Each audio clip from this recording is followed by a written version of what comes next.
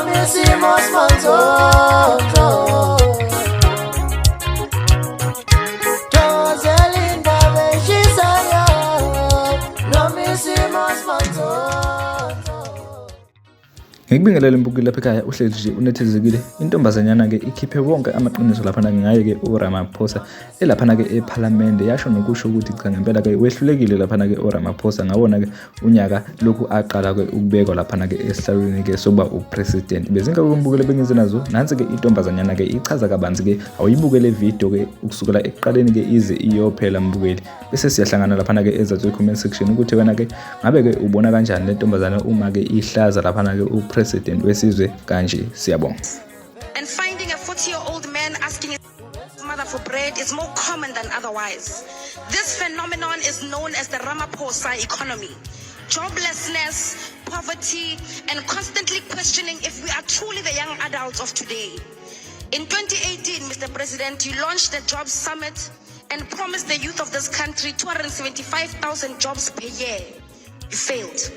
In 2019, you promised 2 million jobs and an end to hunger, halving of crime, and empowering the school curriculum where a 10-year-old will be able to read for comprehension. You failed.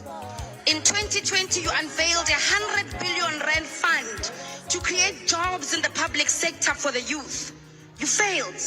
You launched the NSP against GBV and femicide, and 4 years later, on the eve of elections 2024, the murderer of Kidisaleti Elsin Donje was granted bail of 2,000 rands. You failed.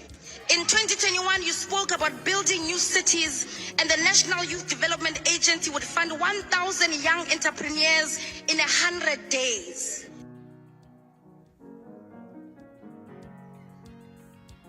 You failed. In 2022, plagued by your own failures over the years, you promised the National Youth Service would create a modest 50,000 jobs in its first phase. You failed.